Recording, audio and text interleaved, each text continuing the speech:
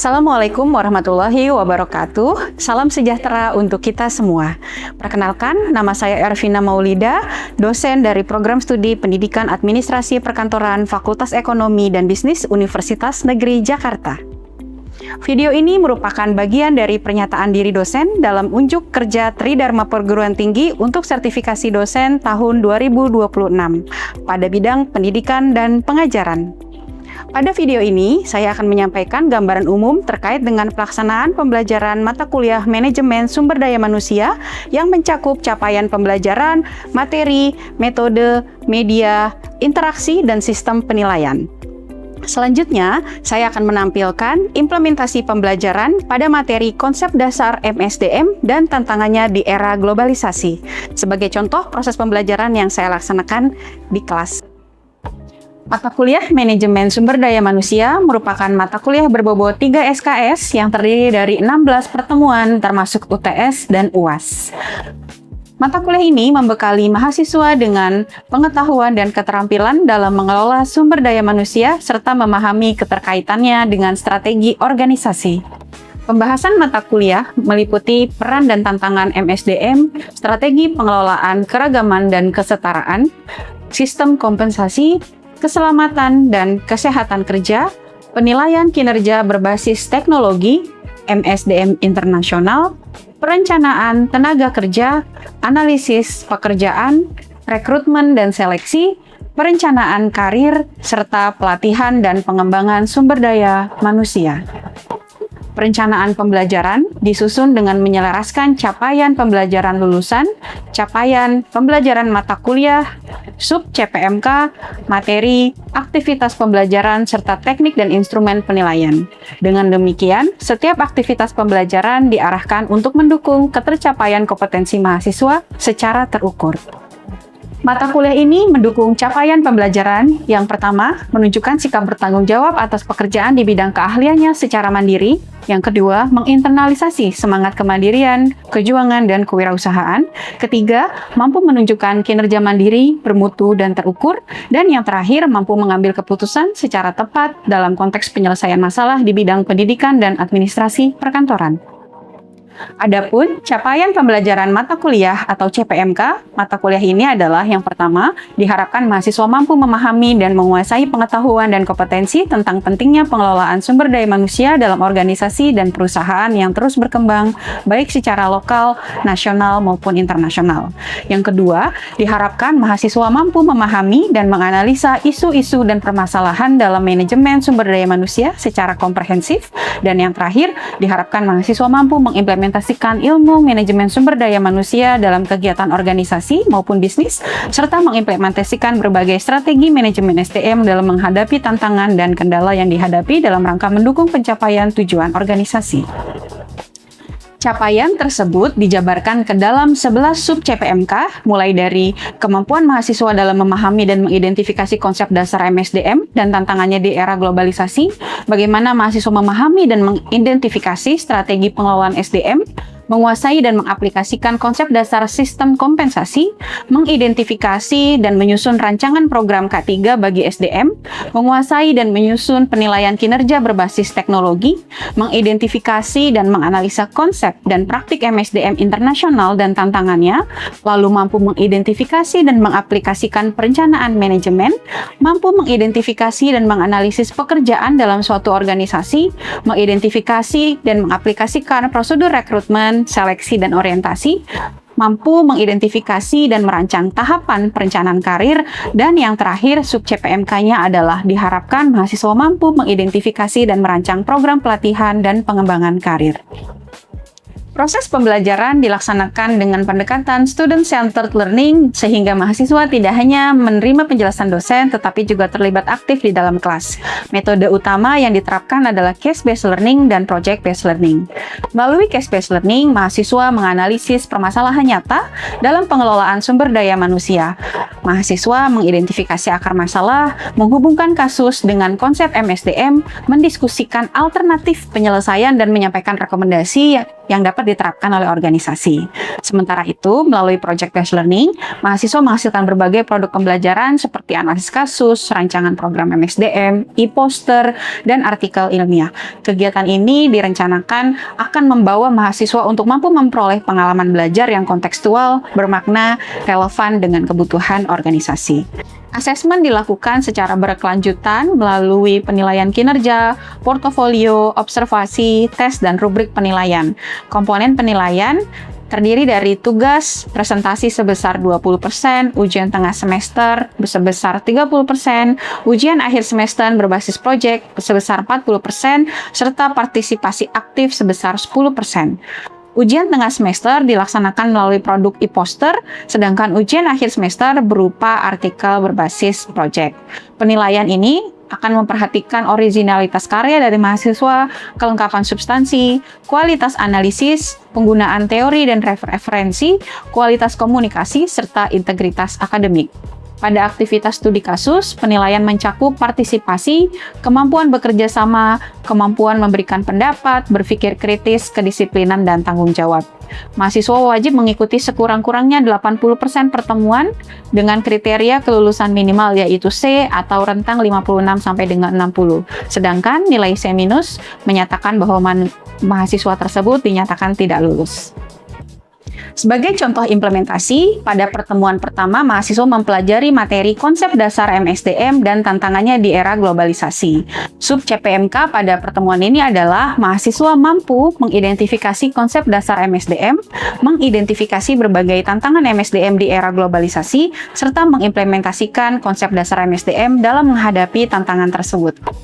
Materi pembelajaran mencakup definisi dan tujuan MSDM, sasaran sosial organisasi individu dan profesional, serta bagaimana otoritas MSDM itu bisa dilihat dari berbagai pendekatan strategis. Selanjutnya, mari kita memasuki simulasi pembelajaran pada materi konsep dasar MSDM dan tantangannya di era globalisasi secara langsung di kelas. Oke, bismillahirrahmanirrahim. Assalamualaikum warahmatullahi wabarakatuh. Oke, selamat siang semuanya. Selamat siang, Ibu. Gimana kabarnya hari ini? Alhamdulillah baik. Oke, sekarang alhamdulillah kita sudah masuk ya ke pertemuan pertama untuk mata kuliah Manajemen Sumber Daya Manusia. Sebelum kita mulai, hari ini mari kita sama-sama berdoa dulu ya. Berdoa menurut kepercayaan masing-masing, berdoa dimulai. Oke, berdoa selesai. Baik, sebelum kita mulai, saya mau absen dulu ya untuk mahasiswa yang hadir pada siang hari ini. Ivana hadir? Baik, Syifa? Farel? Febri? Ayu? Resa? Adinda? Arnold? Aulia? Rifana? Anya? Andini? Wulan? Baik. Alhamdulillah ya, semuanya hadir hari ini, kita sehat dan bisa mengikuti perkuliahan pada siang hari ini. Jadi seperti yang sudah Ibu sampaikan bahwa pada sesi sebelumnya bahwa hari ini kita akan membahas terkait dengan manajemen sumber daya manusia dan tantangannya di era globalisasi. Pada RPS yang sudah Ibu share, di situ kita sudah membahas ya, pada pertemuan ini kita akan membahas CPMK yang pertama, yaitu mahasiswa diharapkan mampu memahami dan menguasai pengetahuan dan kompetensi tentang pentingnya pengelolaan sumber daya manusia. Jadi nanti kita akan belajar sebenarnya MSDM itu apa sih dan apa sih pentingnya untuk organisasi. Dan nanti perusahaan juga kan pasti terus akan berkembang ya. Nah, tantangan-tantangan apa yang sekiranya ada baik itu dari sisi lokal, nasional maupun internasional. Nah, harapannya teman-teman ketika belajar terkait dengan mata kuliah kita pada siang hari ini bisa mampu memahami dan mengidentifikasi konsep dasar dari MSDM dan tantangannya di era globalisasi. Oke, gimana? Siap untuk belajar siang hari ini? Siap. Oke, baik. Jadi yang pertama kita akan belajar terkait dengan materi pembahasan yang hari ini kita akan bahas. Pertama adalah konsep dasarnya dulu. Sebenarnya apa sih definisi dan tujuan dari MSDM? Kita juga akan belajar mengenai sasaran dari MSDM itu apa, otoritas dalam manajemen sumber daya manusia itu sejauh mana sih gitu ya. Karena kan kita pasti dalam organisasi itu ada yang memang mengurusi SDM, ada yang mengurusi keuangan, ada yang mengurusi bagian operasional. Nah, otoritas MSDM itu sampai mana gitu. Nah, yang berikutnya kita juga akan melihat MSDM dari beberapa pendekatan strategis ya, maupun sistem dan juga proaktif, dan tantangannya di era global. Kita tahu bahwa saat ini kita sudah diserbu banyak hal-hal yang baru ya, dari AI, teknologi, organisasi, kompetisi, dan seterusnya. Kita akan lihat nanti dari beberapa perspektif, tantangan, dan tentunya di akhir kita akan lihat bagaimana cara mengimplementasikan konsep dasar MSDM itu terhadap tantangan MSDM di era globalisasi. Oke? Nah, yang pertama, konsep dasar MSDM. Jadi, apa sih sebenarnya MSDM itu? Ada yang tahu konsep dasar MSDM? Sudah dibaca buku pelajarannya? Ya, jadi apa? Mungkin tahu MSDM apa? Iya. Bisa menjawab Bu, jadi MSDM sendiri adalah proses merencanakan, merekrut, mengembangkan, mengelola, dan mengalahkan karyawan agar tujuan perusahaan dapat tercapai secara efektif dan efisien. Mungkin itu sih Bu. Pintar. Oke, tepuk tangan dulu dong buat temannya. Ya, jadi betul ya. Jadi sebenarnya MSDM ini adalah sebuah proses. Yang namanya manajemen itu kan manage ya, berarti mengatur. Berarti di situ ada proses, di mana di situ mencoba untuk bagaimana mereka bisa memberikan tadi ya kepada karyawannya, dari mulai bagaimana mereka mendapatkan karyawan gitu ya, lalu mereka memberikan pelatihan, memberikan penilaian kepada pegawai itu, memberikan kompensasi kepada pak karyawan ya, serta memperhatikan hubungan kerjanya. Karena ketika kita berbicara mengenai karyawan, itu sebenarnya tidak hanya berhubungan dengan yang ada di internal, tapi juga di eksternal. Kalau misalnya pernah dengar ada serikat pekerja, itu adalah hubungan karyawan dengan eksternalnya. Dan juga bagaimana keselamatan dan kesehatan para pegawai ketika mereka bekerja di perusahaan kita. Dan bagaimana mereka bisa mendapatkan keadilan, baik dari sisi kesempatan maupun penghasilan. Nah, tujuan MSDM ini sebenarnya ada dua persepsi yang cukup menarik gitu ya. Di sini ada dua pendapat. Yang pertama dari Dassler, yang kedua dari Armstrong. Nah, kalau kalian lihat di sini, kalau menurut Dassler sebenarnya HRM itu bertujuan untuk agar membantu organisasi mencapai tujuannya. Kan kita tahu ya bahwa organisasi itu punya visi dan misi, punya tujuan. Nah, sebenarnya MSDM itu membantu supaya perusahaan itu bisa mencapai tujuannya. Misalnya, kalau UNJ ingin menjadi world class university, maka orang-orang yang bergerak di dalamnya, SDM-nya itu mendorong bagaimana caranya supaya mahasiswa, dosen, tenaga pendidikan, semuanya satu visi mendorong UNJ untuk mencapai world class university. Nah, di sini mereka memastikan bahwa orang-orang di dalamnya itu memiliki keterampilan yang sesuai. Misalnya berarti untuk dosen dia mampu menulis publikasi, misalnya supaya bisa mencapai Scopus gitu untuk mendorong World Class University. Nah, di perusahaan juga sama. Misalnya tujuannya apa? Unilever ingin menjadi perusahaan terbaik di Indonesia dari berbagai, dari sisi keuangan maupun dari sustainability misalnya gitu. Nah, maka mereka memberikan training-training gitu ya supaya karyawannya itu memiliki keterampilan untuk mencapai visi tersebut. Mereka juga memotivasi agar mereka berkinerja dengan baik dan mendapatkan kompensasi yang senilai gitu, yang sesuai dengan market, bahkan kalau bisa di atas pasar. Dan yang tentunya bagaimana HRM ini juga bertujuan agar ini semua bisa dikelola secara adil, baik secara hukum gitu ya, baik secara etika maupun standar keselamatan. Nah, kalau menurut Armstrong, peran HR ini bukan hanya sekedar mengurusi administrasi gitu ya. Kadang kan kita mikirnya, oh kalau manajemen SDM itu berarti mewawancarai gitu ya, mengelola CV, diwawancara, terus dikelola payroll-nya. Ternyata nggak hanya itu, tidak hanya sebatas administrasi, tapi itu juga bagaimana si karyawan ini bisa berkontribusi. Nah, ini poinnya. Ada sumbangsi di situ, berkontribusi agar organisasi ini berhasil. Ya, jadi bisnis orientednya ada di situ, sekaligus menciptakan lingkungan yang bisa meningkatkan keterlibatan pegawai, ada engagement di situ. Terus potensi karyawan juga keluar, dan yang terakhir adalah mereka puas bekerja di perusahaan itu. Jadi kan ada orang yang bekerja di situ, tapi dia pulang kerja, nggak engage gitu. Mereka tidak semangat ketika ada project di suatu perusahaan, atau misalnya dia nggak mau ngobrol sama rekannya. Nah, itu kan agak sulit ya, nanti iklimnya nggak terlalu menyenangkan gitu. Sehingga bagaimana si SDM ini bisa menciptakan engagement gitu di dalam perusahaan. Misalnya ada kegiatan apa, employee of the month. Jadi misalnya karyawan saling bersemangat untuk mencapai target, sehingga nanti mereka bisa ada hasil dan yang dicapai, dan ada misalnya dikasih hadiah apa gitu, jadi semangat. Atau misalnya ada family gathering, atau apapun itulah kegiatan-kegiatan yang dilakukan oleh HR untuk meningkatkan engagement dan meningkatkan kepuasan oleh karyawan tersebut.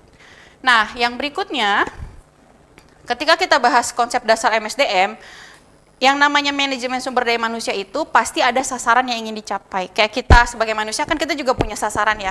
Kita pengen seperti apa. Nah, dari sisi MSDM sebenarnya dia ada 4 yang bisa dilihat, dari mulai misalnya dari sisi sosial, mereka memastikan bahwa ketenaga kerjaan ini tidak merugikan masyarakat.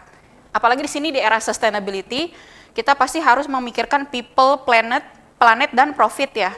Beberapa perusahaan itu kan mikirnya hanya profit gitu. Nah, sekarang itu di 2026 terutama itu kita nggak lagi mikirin hanya profit, tapi gimana kita mikirin people, orang-orang yang bekerja sama kita tuh sejahtera, dan planet, gimana pekerjaan kita itu tidak menyusahkan bumi ini, tempat kita tinggal gitu. Misalnya kalau kita membuang limbah, apakah limbah ini akan membahayakan sungai atau udara dan seterusnya. Jadi planet juga harus diperhatikan. Nah, yang berikutnya organisasi. Bagaimana mereka sasarannya adalah menciptakan organisasi yang efektif dan produktif gitu. Dan yang berikutnya dari sisi individual. Pasti ya, dari sisi gaji kita pasti akan melihat pertama ketika kita wawancara interview kan kita pasti nanya, berapa kira-kira gajinya Pak di sini gitu. Kalau di bawah UMR mau nggak kira-kira teman-teman? Nggak mau ya, pasti ada pertimbangan ya. Mungkin ada yang oke, nggak apa-apa di bawah UMR, tapi saya dapat rumah atau kosan nggak Pak gitu misalnya. Atau mungkin ada fasilitas lain nggak Pak? Pasti kan akan banyak ya pertimbangan-pertimbangannya. Nah, dari sisi individual itu bagaimana sasaran MSDM ini bisa memenuhi kebutuhan karyawan. Mungkin ada yang memang butuhnya itu penginapan karena dia dari luar kota. Tapi mungkin ada yang saya butuhnya jaminan kesehatan, butuhnya asuransi, ada nggak gitu. Jadi ini pasti kita akan punya beberapa pertimbangan dari sisi individu. Lalu profesional, kita harus memastikan bahwa karyawan kita ini berkembang. Jangan sampai dari dia masuk sampai dia keluar dari, ibaratnya kalau resign itu kan lulus ya, udah lulus gitu dari perusahaan itu, di posisi yang sama aja, nggak ada kesempatan di training, tidak ada sertifikasi, tidak ada kesempatan naik jabatan. Nah ini kan berbahaya ya untuk individu ya. Mungkin dari perusahaan mungkin mereka senang gitu ya karena nggak mengeluarkan uang atau investasi lebih. Tapi kan dari sisi individu pasti mereka merasa waktu mereka itu sia-sia gitu. Kalau di treatment berbeda atau tidak ada kemajuan di situ. Maka ini yang harus menjadi pertimbangan MSDM khususnya dalam sasaran-sasaran baik sisi sosial, organisasi, individu maupun profesionalnya. Oke? Nah, yang berikutnya otoritasnya. Sebenarnya ketika kita ngomong SDM, apa aja sih otoritas kita sebagai pengelola? Memanage-nya itu di sisi mana saja? Nah, sebenarnya di dalam konsep MSDM itu ada sisi line authority, staff authority, sama functional authority. Ada yang mau menyampaikan ini, bisa memberikan contoh? Mungkin Arnold bisa kasih contoh? Ya, boleh. Jadi dasar dari otoritas MSDM yang pertama itu line authority, yaitu kewenangan yang diberikan oleh seorang manajer SDM dengan mengarahkan kegiatan orang-orang di departemennya. Oke, betul. Ya, itu ya. Jadi kalau dari line berarti namanya line ya. Kalau di struktur organisasi itu pasti ada garis ya, ketua, keanggotaan. Artinya kalau dia ada di atas lalu dia ke bawah berarti dia mempunyai wewenang tuh untuk memberikan instruksi, memberikan mandat, memberikan penugasan gitu ya. Mereka punya hak gitu sebagai seorang manajer kepada yang ada di bawahnya. Itu berarti ada line di situ, line authority, dia ada otoritas. Tapi kalau staff berarti sesama staff nih, kita punya wewenang untuk saling memberikan ide, dan ke atasan juga dia tahu gitu bahwa dia juga memberikan hak pada si manajer untuk memberikan nasihat. Jadi jangan kesel kalau dinasehatin sama manajer gitu ya, karena itu salah satu dari staff authority di situ. Sama functional berarti secara fungsi. Si MSDM ini manajernya itu memang diberikan fungsi secara functional manager untuk mengelola SDM. Kalau si manajer SDM mengelola misalnya supply chain, nah itu udah di luar dari functional authority-nya dia, gitu ya. Jadi memang ada wewenang di situ. Nah, yang berikutnya, secara konsep MSDM ini juga ada beberapa perspektif yang harus dilihat dari sisi strategis, gitu ya, dari sisi sistem, dari sisi proaktif. Jadi kita harus melihat ini semua menjadi satu kesatuan yang utuh. Nah, tantangannya apa sih? Jadi tantangannya itu ada beberapa ya, dari sisi eksternal, dari sisi budaya, dari sisi profesional maupun dari sisi internasional. Kalau dari sisi eksternal, kita tahu bahwa ada perubahan teknologi ya. Berarti sekarang pegawai itu harus paham mengelola data dengan AI, bagaimana berkomunikasi via Zoom dan seterusnya. Ekonomi juga gitu, bagaimana kita bisa meningkatkan persaingan bisnis dengan banyaknya kompetitor dari Cina misalnya, atau bahkan dari negara sejawat di Asia. Tenggara gitu ya, dan maupun dari pemerintah, karena kadang ada peraturan terkait K3 yang berubah, ada misalnya kebijakan imigrasi yang berbeda dan seterusnya. Nah, kalau tantangan organisasi biasanya itu ada beberapa hal, misal contohnya ada tantangan dari serikat buruh, mereka misalnya punya kewenangan ingin UMR-nya segini misalnya gitu, atau pengen ada kebijakan yang terkait kolektif antara satu industri dengan industri yang lain dan seterusnya, atau terkait juga dengan workforce diversity. Di dalam organisasi pasti kita ketemu ada yang berasal dari Jawa, ada yang berasal dari Sumatera, dan seterusnya. Atau ada yang Islam, ada yang Kristen, dan seterusnya. Itu kan diverse gitu ya. Nah ini salah satu tantangannya juga, tapi kita juga harus mengelolanya di situ.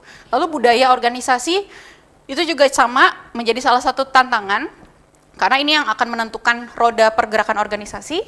Dan yang berikutnya tentu saja struktur organisasinya. Yang kompleks dan birokratis biasanya akan cenderung menekan inovasi pegawai, tapi kalau diberikan kebebasan mereka untuk bereksperimen dan seterusnya, tidak takut salah dan seterusnya, itu membuat mereka akhirnya lebih fleksibel dan responsif terhadap perubahan yang ada di lingkungan.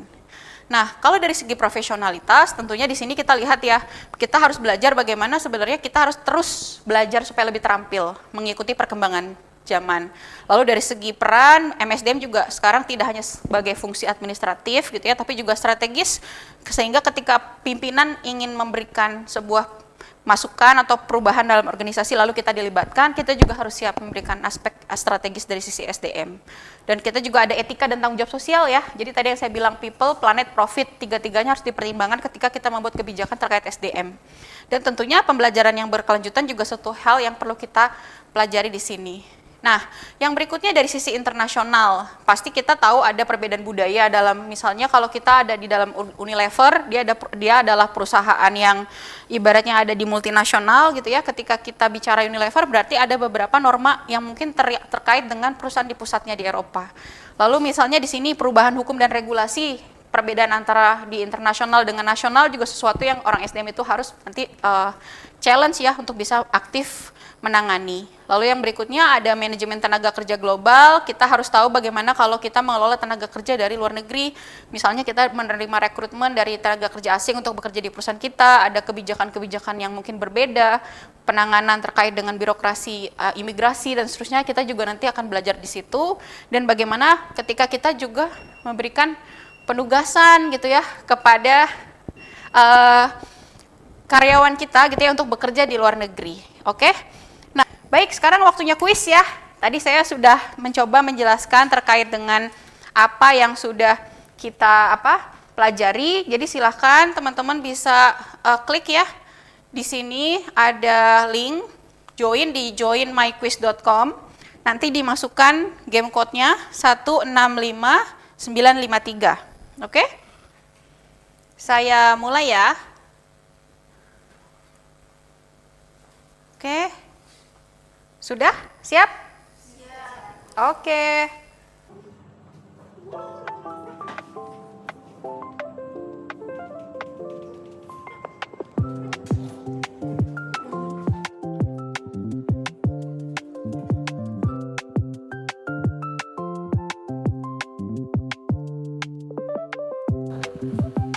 Gimana tadi soalnya? Gampang?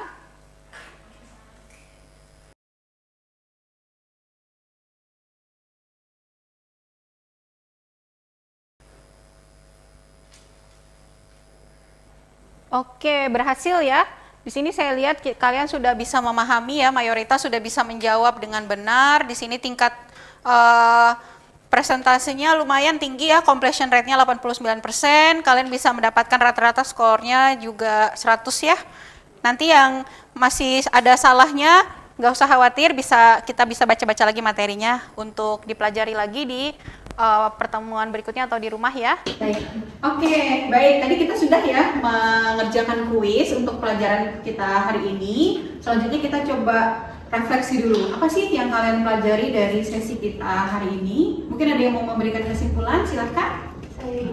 Menurut saya di era globalisasi seperti saat ini, keberhasilan suatu organisasi nggak hanya ditentukan oleh kemajuan teknologi, tapi tergantung dengan kualitas sumber daya manusianya. Maka dari itu, pengelolaan SDM yang baik ini diperlukan supaya karyawan itu bisa lebih berkembang, terus juga mampu beradaptasi sekaligus memaksimalkan hasil kerjanya.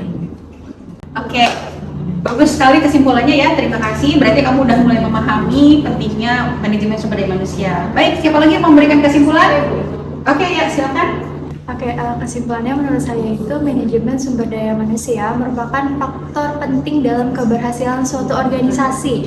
Nah, di era globalisasi ini, perusahaan itu harus mampu mengelola, mengembangkan, dan mempertahankan sumber daya manusia yang berkualitas agar nantinya dapat beradaptasi dengan perubahan teknologi dan persaingan global yang nantinya tujuan organisasinya itu dapat tercapai secara efektif. Oke, baik. Terima kasih banyak ya untuk kesimpulannya. Jadi sudah kita pahami bersama terkait dengan urgensi manajemen sumber daya manusia dan bagaimana implementasinya di dunia kerja. Sebelum kita akhiri pertemuan kita pada siang hari ini, mungkin ada yang ingin ditanyakan, silakan. Saya Ibu. Oke, ya boleh silakan Arnold. Baik, saya izin bertanya Ibu. Jadi tadi pada materi yang dijelaskan mengenai sumber daya manusia merupakan aset yang sangat penting khususnya bagi perusahaan. Nah, pertanyaannya, mengapa perusahaan itu harus lebih memperhatikan pengelolaan sumber daya manusia agar mampu menghadapi persaingan di era globalisasi? Oke, bagaimana caranya? Kenapa perusahaan harus memperhatikan itu ya di era globalisasi? Betul ya, karena tadi setiap perusahaan itu pasti harus bertahan ya di dalam persaingan. Bagaimana karyawan terbaik, talent terbaik itu memilih untuk bekerja di situ. Terus konsumennya juga bagaimana dia terus menggunakan produk atau jasa yang ditawarkan oleh perusahaan itu. Itu semuanya persaingan. Jadi bagaimana kita bisa menaruh diri kita dalam kompetisi, punya competitive advantage ya, untuk bisa bertahan dalam persaingan apalagi di era globalisasi. Jadi kalau misalnya kalian sekarang ada yang namanya istilah talent scouting, berarti kan dia merekrut talent itu ya, mendapatkan talent terbaik itu adalah sebuah keuntungan soalnya untuk perusahaan.